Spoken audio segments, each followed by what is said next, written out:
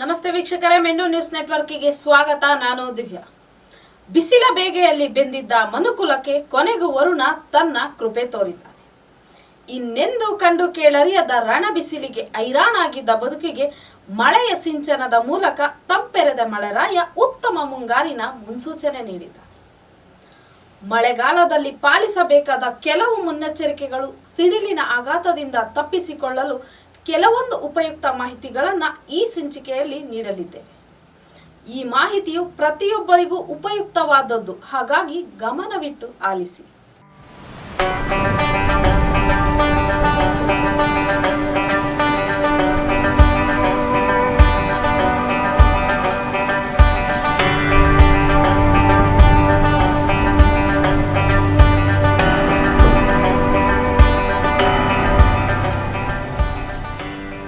ಮಳೆಯ ಸಂದರ್ಭದಲ್ಲಿ ಗುಡುಗು, ಸಿಡಿಲು, ಮಿಂಚು ಸಾಮಾನ್ಯವಾಗಿರುತ್ತದೆ. ಪ್ರತಿ ವರ್ಷವೂ ಸಿಡಿಲಿಗೆ ನೂರಾರು ಜಾನುವಾರುಗಳು, ಸಾರ್ವಜನಿಕರು ಪ್ರಾಣ ಕಳೆದುಕೊಳ್ಳುತ್ತಿದ್ದಾರೆ. ಇಂತಹ ಅಪಾಯಕಾರಿ ಸಿಡಿಲಿನಿಂದ ತಪ್ಪಿಸಿಕೊಳ್ಳಲು ಈ ಟಿಪ್ಸ್ಗಳನ್ನು ಫಾಲೋ ಮಾಡಿ. ಹೊರಗೆ ಹೋಗುವ ಅನಿವಾರ್ಯವಿದ್ದಲ್ಲಿ ಹವಾಮಾನ ಮುನ್ಸೂಚನೆ ಕಾಮನ್ ಅಲರ್ಟಿಂಗ್ ಪ್ರೋಟೋಕಾಲ್ ಮುಖಾಂತರ ಕರ್ನಾಟಕ ರಾಜ್ಯ ನೈಸರ್ಗಿಕ ವಿಕೋಪ ಉಸ್ತುವಾರಿ ಕೇಂದ್ರದಿಂದ ಬರುವ ಸಂದೇಶವನ್ನು ಗಮನಿಸುವುದು.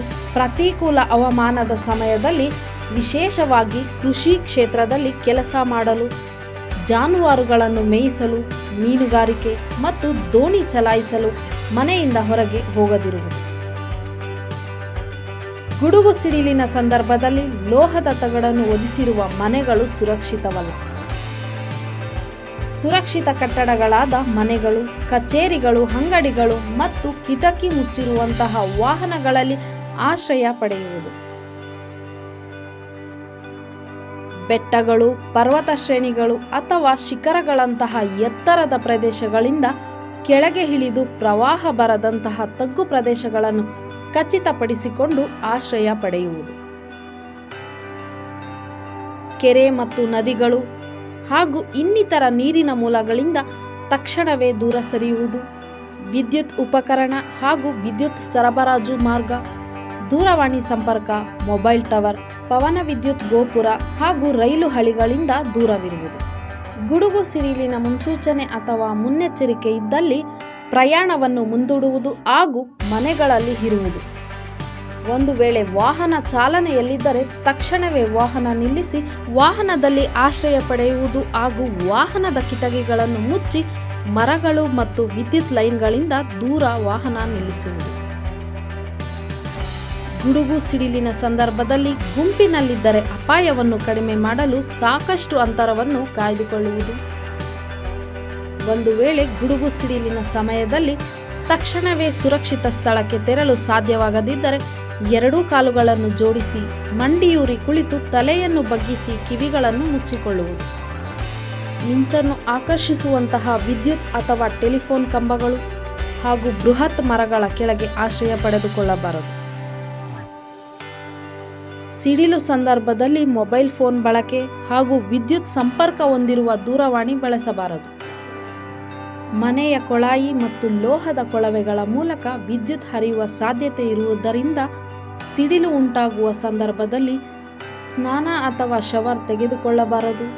ಟೆರೆಸ್ ಮೇಲೆ ಬಟ್ಟೆ ಒಣಗಿಸುವ ಅಥವಾ ತೊಳೆಯುವ ಪ್ರಯತ್ನ ಮಾಡಬಾರದು. ಇನ್ನು ಈ ಸಮಯದಲ್ಲಿ ದೋಣಿ ವಿಹಾರ ಅಥವಾ ಈಜುತ್ತಿದ್ದರೆ ಸಾಧ್ಯವಾದಷ್ಟು ನಿಲ್ಲಿಸುವುದು ಉತ್ತಮ. ವೀಕ್ಷಕರೇ, ಇವೆಲ್ಲವೂ ಸಿಡಿಲ ಸಂದರ್ಭದಲ್ಲಿ ನಾವು ಪಾಲಿಸಬೇಕಾದಂಥ ಸುರಕ್ಷಿತ ಕ್ರಮಗಳಾದರೆ, ಇನ್ನು ಅಕಸ್ಮಾತ್ ಸಿಡಿಲು ಬಡಿದಿದ್ರೆ ಆ ವ್ಯಕ್ತಿಗೆ ಹೇಗೆ ಪ್ರಥಮ ಚಿಕಿತ್ಸೆ ನೀಡಬೇಕು ಅನ್ನೋದನ್ನು ನೋಡೋದಾದರೆ, ಮೊದಲಿಗೆ ಯಾವುದಾದರೂ ವ್ಯಕ್ತಿಗೆ ಸಿಡಿಲು ಬಡಿದಿರುವುದು ತಿಳಿಯುತ್ತಿದ್ದ ಹಾಗೆ 102 ಅಥವಾ 108 ಆಂಬ್ಯುಲೆನ್ಸ್ಗೆ ಕರೆ ಮಾಡಿ ಸ್ಥಳಕ್ಕೆ ಬರುವಂತೆ ತಿಳಿಸಬೇಕು. ವೈದ್ಯಕೀಯ ಸಿಬ್ಬಂದಿಯು ಆಗಮಿಸುವ ಮುನ್ನವೇ ಈ ಕೆಳಕಂಡಂತೆ ನೀಡುವ ಅಗತ್ಯ ಪ್ರಥಮ ಚಿಕಿತ್ಸೆಯಿಂದ ಸಿಡಿಲು ಬಡಿದ ವ್ಯಕ್ತಿಯ ಜೀವವನ್ನು ಉಳಿಸಬಹುದಾಗಿದೆ. ಸಿಡಿಲು ಹೊಡೆತಕ್ಕೆ ಒಳಗಾದ ವ್ಯಕ್ತಿಯ ದೇಹದಲ್ಲಿ ಯಾವುದೇ ವಿದ್ಯುತ್ ಸಂಚಾರ ಇರುವುದಿಲ್ಲ. ಆದ್ದರಿಂದ ಸಿಡಿಲಿನ ಹೊಡೆತಕ್ಕೆ ಒಳಗಾದ ವ್ಯಕ್ತಿಯನ್ನು ಮುಟ್ಟಿ ಉಪಚರಿಸುವ ವ್ಯಕ್ತಿಗೆ ಯಾವುದೇ ಅಪಾಯವಿರುವುದಿಲ್ಲ. ಹಾಗಾಗಿ ಆ ವ್ಯಕ್ತಿಯ ಎದೆ ಬಡಿತವನ್ನು ಹಾಗೂ ಉಸಿರಾಟವನ್ನು ಪರೀಕ್ಷಿಸಬೇಕು. ಉಸಿರಾಟವು ಕಂಡುಬರದಿದ್ದರೆ ತಕ್ಷಣವೇ ಕೃತಕ ಉಸಿರಾಟ ಪ್ರಕ್ರಿಯೆಯನ್ನು ಪ್ರಾರಂಭಿಸಬೇಕು. ಹೃದಯ ಬಡಿತವು ಇಲ್ಲದಿದ್ದರೆ ತಕ್ಷಣವೇ ಆ ವ್ಯಕ್ತಿಯ ಎದೆಯ ಮೇಲೆ ಕೈಗಳನ್ನು ಇಟ್ಟು ಜೋರಾಗಿ ಒತ್ತಬೇಕು. ಸಾಧ್ಯವಾದಷ್ಟು ಬೇಗ ಆ ವ್ಯಕ್ತಿಯನ್ನ ಆಸ್ಪತ್ರೆಗೆ ಸಾಗಿಸಲು ಸಹಾಯ ಮಾಡಬೇಕು. ವೈದ್ಯರಿಗೆ ಆ ವ್ಯಕ್ತಿಗೆ ಸಿಡಿಲು ಬಡಿದ ಸಮಯ ಹಾಗೂ ಯಾವ ಭಾಗದಲ್ಲಿ ಸುಟ್ಟ ಗಾಯಗಳಿವೆ ಎಂಬುದರ ಖಚಿತ ಮಾಹಿತಿ ನೀಡಬೇಕು. ಈ ಎಲ್ಲಾ ಪ್ರಕ್ರಿಯೆಗಳಿಂದ ಸಾಧ್ಯವಾದಷ್ಟು ಸಿಡಿಲಿನ ಹೊಡೆತಕ್ಕೆ ಒಳಗಾದ ವ್ಯಕ್ತಿಯನ್ನ ರಕ್ಷಿಸಬಹುದಾಗಿದೆ.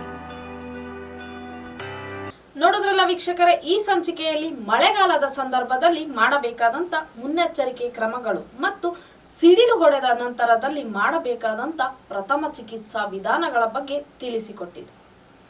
ಸಾಧ್ಯವಾದಷ್ಟು ಈ ವಿಡಿಯೋವನ್ನ ನಿಮ್ಮ ಸ್ನೇಹಿತರಿಗೆ, ಬಂಧು ಮಿತ್ರರಿಗೆ ಹಂಚಿಕೊಳ್ಳುವುದರ ಮೂಲಕ ಅವರಿಗೂ ಈ ಉಪಯುಕ್ತ ಮಾಹಿತಿ ತಿಳಿಯುವಂತೆ ಮಾಡಿ. ಮುಂದಿನ ಸಂಚಿಕೆಯಲ್ಲಿ ಮತ್ತೊಂದು ವಿಭಿನ್ನ ವಿಷಯದೊಂದಿಗೆ ನಿಮ್ಮ ಮುಂದೆ ಹಾಜರಾಗುತ್ತೇವೆ. ಅಲ್ಲಿಯವರೆಗೂ ನೋಡ್ತಾ ಇರಿ ಮೆಂಡು ನ್ಯೂಸ್ ನೆಟ್ವರ್ಕ್. ಇದು ವಾಸ್ತವದ ಕನ್ನಡಿ. ಮೆಂಡು ನ್ಯೂಸ್ ನೆಟ್ವರ್ಕ್, ಸತ್ಯದ ಕನ್ನಡಿ.